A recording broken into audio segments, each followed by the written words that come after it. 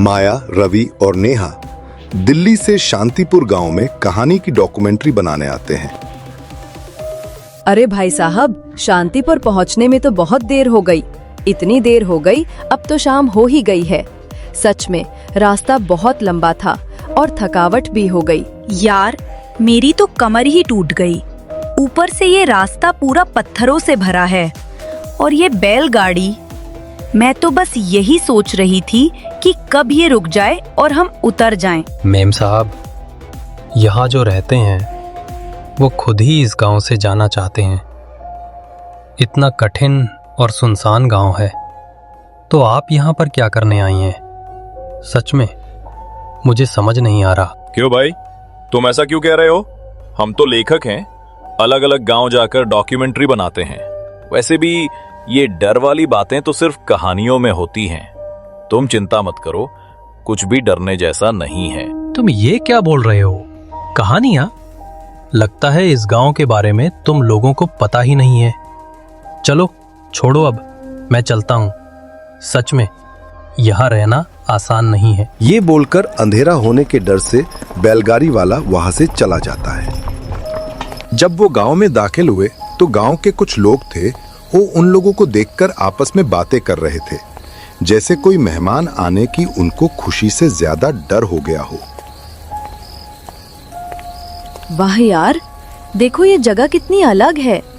ऐसा लग रहा है जैसे हम किसी पुरानी किताब के पन्नों में घुस गए हों। शांतिपुर नाम ही कितना सुंदर है। मुझे लगता है यहाँ की कहानियाँ कमाल की होंगी।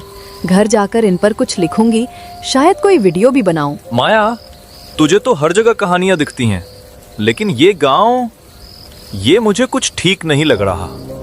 देखना, ये लोग हमें ऐसे क्यों घूर रहे हैं? और ये जंगल, रात को अगर कुछ हुआ तो? मैं तो कहता हूँ वापस चलें। दिल्ली में कितने अच्छे अच्छे कैफे हैं, वहां बैठकर चाय पियेंगे। रवि, तू हर बार डरने लगता है।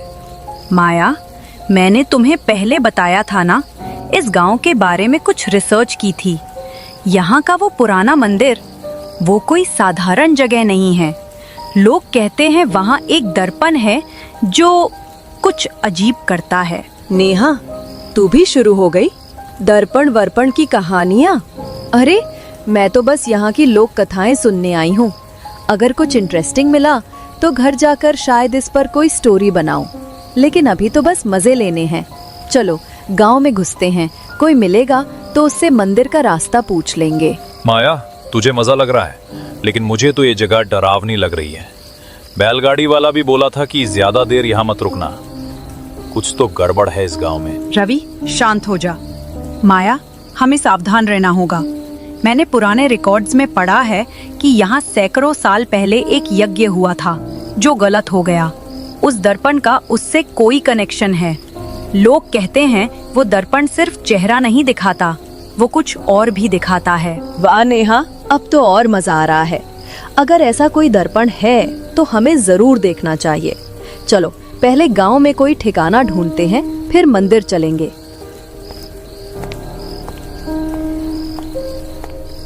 वो तीनों मंदिर के बारे में किसी से पूछने के लिए आगे बढ़े। रवि थोड़ा डरा डरा सा लग रहा था, पर माया और नेहा के चेहरे पर जिज्ञासा थी। थोड़ा चलकर वो लोग आगे जाते हैं तो चौपाल पर दो बूढ़े उनको बैठे दिखते हैं। नमस्ते ताऊ जी, हम दिल्ली से आए हैं। इस गांव की कुछ कहानियां सुनने आए हैं। सुना है यहाँ एक पुराना मंदिर है जिसमें कोई खास चीज है। वो कहाँ है? हमें रास्ता बता दीजिए। बिटिया, तुम शहर वालों को क्या पता इस गांव की बातें? वो मंदिर, उसकी बात छोड़ दो। यहाँ रुकने की जगह ढूंढो और जितनी जल्दी हो सके अपनी कहानियाँ लेकर वापस चले जाओ। लेकिन ताऊ जी, हम तो बस थोड़ा घूमना चाहते हैं, कुछ कहानियाँ सुनना चाहते हैं। उस मंदिर में ऐसा क्या है जो आप लोग इतना डर रहे हैं? कोई पुरानी कहानी है क्या? कहानी? हाँ, कहानी तो है, पर वो सुनने की नहीं, भूलने की है। वो दर्पण, वो कोई साधारण शीशा नहीं है बिटिया। जो उसमें देखता है वो अपने साथ कुछ ले जाता है और कुछ छोड़ भी जाता है। माया, सुना ना, मैं तो बोला था ये जगह ठीक नहीं है। ये लोग कुछ छुपा रहे हैं। चल वापस चलते हैं। ताऊ जी, आप खुलकर बताइए ना, हम सिर्फ जानना चाहते हैं। अगर उस दर्पण की कोई कहानी है तो हमें सुनाइए। क्या हुआ था यहाँ? कोई पुरानी घटना? तुम लोग जिद्दी हो। ठीक है, सुनो। सैकड़ों साल पहले इस गांव में एक यज्ञ हुआ था। गांव वाले चाहते थे कि समय को अपने वश में करें। वो दर्पण उस यज्ञ का हिस्सा था, लेकिन कुछ गलत हो गया। वो दर्पण अब सिर्फ चेहरा नहीं दिखाता, वो तेरे अंदर का सच दिखाता है। और जो सच देख लेता है वो फिर वही नहीं रहता। ताऊ जी, ये तो कमाल की बात है। हमें वो मंदिर दिखाइए। मैं वादा करती हूँ हम कुछ बिगाड़ेंगे नहीं, बस देखना चाहते हैं। नादान हो तुम लोग। ठीक है, जाओ।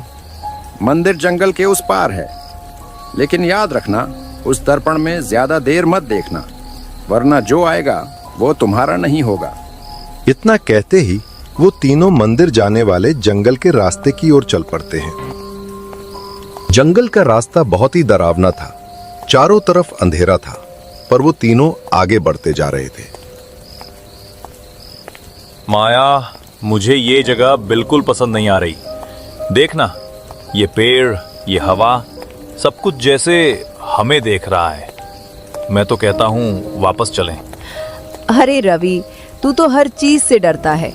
ये बस जंगल है और हम बस एक पुराने मंदिर तक जा रहे हैं। कुछ नहीं होगा। मैं तो बस वो दर्पण देखना चाहती हूँ। अगर कुछ इंटरेस्टिंग मिला तो घर जाकर इस पर कुछ लिखूंगी। माया, तुझे सिर्फ अपनी कहानियों की पड़ी है। अगर हम यहाँ फंस गए या कोई भूत भूत निकल आया तो क्या करेगी? मैं तो बता रहा हूँ, ये जगह ठीक नहीं है। माया रवि शायद सही कह रहा है। हमें सावधान रहना होगा। अगर वो दर्पण सचमुच समय से जुड़ा है तो ये कोई मजाक नहीं है। मैंने किताबों में पढ़ा है कि कुछ प्राचीन वस्तुएं वो इंसान की आत्मा से खेल सकती हैं। कुछ देर चलने के बाद वो मंदिर तक पहुंच जाते हैं। यार, ये तो कमाल है। देखो कितना पुराना है ये दर्पण, लेकिन इसमें कुछ तो है, जैसे ये हमें बुला रहा हो। माया, तू पास मत जा। मुझे तो ये शीशा देखकर ही डर लग रहा है। तूने सुना नहीं ताऊ जी ने क्या कहा? इसमें मत देखना। माया, रवि सही कह रहा है। ये कोई साधारण दर्पण नहीं है। देख, इसकी नक्काशियाँ, ये वही प्रतीक हैं जो बाहर थे। और ये धूल, इतने सालों बाद भी ये दर्पण इतना साफ क्यों है? नेहा, तू ज्यादा सोच रही है। मैं बस इसे करीब से देखना चाहती हूँ। अगर ये इतना खास है तो घर जाकर इसकी कहानी लिखूंगी। सोच कितना मजा आएगा। माया, मैं तुझे बता रहा हूँ, ये ठीक नहीं है। मुझे लग रहा है कोई हमें देख रहा है। ये जगह, ये दर्पण कुछ गलत है। माया उस दर्पण की तरफ मुड़कर देखती है। पहले तो उसे कुछ अजीब नहीं दिखता, पर जैसे ही ध्यान से देखती है वैसे ही उसे उसके जैसी एक छवि दिखाई देती है, जिसकी आंखें लाल थी। ये देखकर माया एकदम से घबरा जाती है। ये क्या था? रवि, नेहा, तुमने देखा?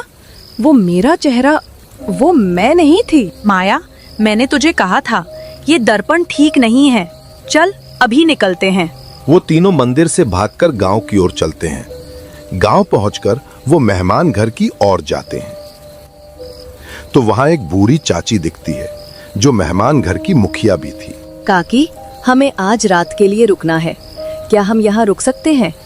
गांव में काका ने बोला था कि मेहमान यहाँ रुकते हैं। हाँ हाँ बिल्कुल, ये मेहमान घर मेहमानों के लिए ही है। रात को बाहर रुकना सही नहीं है।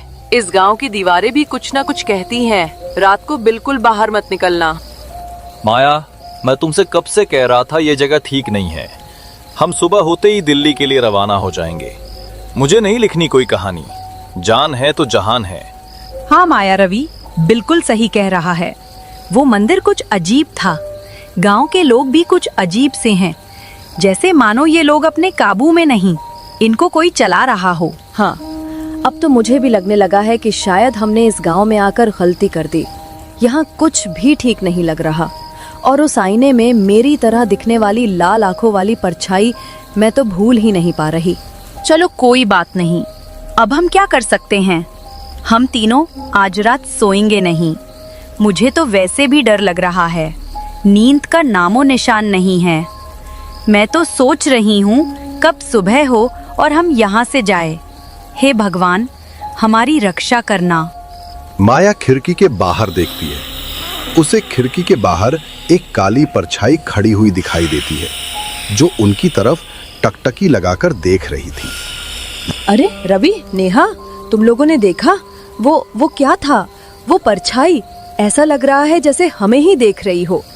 मुझे कुछ सही नहीं लग रहा। वो परछाई, वो आईना, ये मेरा वहम है या सच्चाई? मैं तो कहता हूँ यहाँ जान गंवाने से अच्छा है हम अभी यहाँ से भाग चलते हैं। वैसे भी सुबह तक रुकना पता नहीं सही रहेगा या नहीं। अगर अभी यहाँ से निकल जाएंगे तो गांव के बाहर रात गुजार लेंगे, पर यहाँ पर एक पल के लिए भी रहना मुझे सही नहीं लग रहा। वो तीनों मेहमान घर से जैसे ही बाहर आते हैं, वो देखते हैं कि सारा गांव खंडहर बन गया है, जैसे बहुत सालों पहले ही इस गांव का सब खत्म हो चुका हो। रवि, मेहा, ये क्या हो गया? अभी तो हम गांव में घूम रहे थे, घर थे, चौपाल था, और अब सब टूटे फूटे खंडहर जैसे खड़े हैं, जैसे ये गांव बरसों पहले ही मिट गया हो। ये सब हमारी आंखों के सामने कैसे बदल गया? मैंने कहा था ना, वो परछाई साधारण नहीं थी। इस गांव की हवा, ये रास्ते, ये टूटी दीवारें, सब किसी अदृश्य शक्ति के बंधन में हैं। शायद हम उसी के माया जाल में फंस गए हैं। ये जगह अब सिर्फ खंडहर नहीं, एक श्राप है। हमें निकलना होगा, प्लीज। यहाँ रहना मौत को बुलाने जैसा है। लेकिन अगर ये सचमुच किसी के वश में है तो हम कहाँ भागेंगे? रास्ता बाहर की तरफ ले जाना चाहिए था, पर देखो, हम फिर यहीं लौट आए हैं। हम कितनी भी दूर निकल जाएं, ये श्राप हमें छोड़ता ही नहीं। ये गांव हमें बार बार वहीं खींच लाता है। अब हमें उसी जगह लौटना होगा जहाँ से सब शुरू हुआ था, उस मंदिर में। हाँ, असली जड़ वही है। उस आईने के बिना ये माया जाल टिक ही नहीं सकता। हमें डरना नहीं है, आज ये खेल खत्म करना ही होगा। ये बोलते ही वो तीनों मंदिर की ओर चल पड़ते हैं। मंदिर के बाहर पहुंचते ही वो लोग घबरा जाते हैं। वो देखते हैं वो ही चौपाल पर बैठे लोग और मेहमान घर की मुखिया वहां बुत बनकर खड़े हुए हैं। ये वही लोग थे, पर कैसे? वे तो जिंदा थे, हंस रहे थे, बात कर रहे थे। अब ये पत्थर बन गए हैं, जैसे किसी ने उनकी रूहें यहाँ जकड़ दी हों। हमें क्या हुआ है रवि? क्या हम भी यही होने वाले हैं? कोई चाल है, ये सिर्फ इत्तेफाक नहीं। अगर ये लोग यहाँ इस तरह जमे हुए हैं तो इसका मतलब है ये स्थान या वो आईना और भी गहरा जाल बुनता है। हमें अंदर जाकर सब कुछ खत्म करना होगा।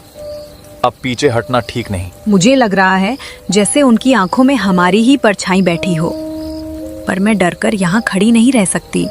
अगर यही लोग इस जगह के बंधक हैं तो हमें उनकी आवाज को रोशन करके आईना तोड़कर इन्हें आजाद करना होगा, भले ही इसके लिए हमें खुद को दांव पर लगाना पड़े। हाँ बिल्कुल, तुम लोग सही कह रहे हो। हमें डरना नहीं है, हमें हिम्मत से काम लेना है। उस आईने को तोड़कर हमें इस माया जाल से बाहर निकलना है। वो वापस उस कमरे में जब आते हैं तो वो शीशा पहले की तरह ही शांत था, पर एकदम से उस शीशे में वो परछाई दिखी और बोलने लगी। आजा माया, तेरा स्थान मेरा इंतजार कर रहा है। आकर मेरी दुनिया में समा जा। वही शांति है, वही मुक्ति। सारी पीड़ा खत्म हो जाएगी। बस एक कदम। मैं तुम्हारी शांति नहीं चाहती। तूने कितनों की हंसी छीन ली, कितने घर उजड़ दिए। मैं खुद को तेरे जाल में नहीं दे सकती। अब बस, किसी ने भी हमारी रूहें छीननी शुरू की तो मैं इन्हें दांव पर लगा दूंगा।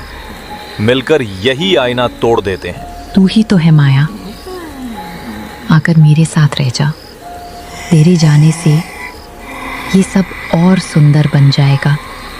रवि और माया शीशे को तोड़ने के लिए पत्थर मारना शुरू कर देते हैं। रवि, रुको, ये साधारण शीशा नहीं है। इसकी बनी रचना को सीधे हथौड़े से भी नहीं तोड़ा जा सकता, तो ये पत्थर इसका कुछ भी नहीं बिगाड़ पाएंगे। मुझे वो लाइन याद आ रही है जो मैंने उस पुरानी किताब में पढ़ी थी। एक मंत्र था जिससे उसका माया जाल खत्म किया जा सकता है। टूट जा शीशा, भस्म हो जा, छोड़ दे छाया, छोड़ दे बंधन, ज्वल उठ। अंधकार को जलाकर मिटा दे। मुक्त कर दे इस मंदिर की आत्माएं, अब इन्हें बंद ना। मंत्र पढ़ने के बाद वो शीशा जलने लगता है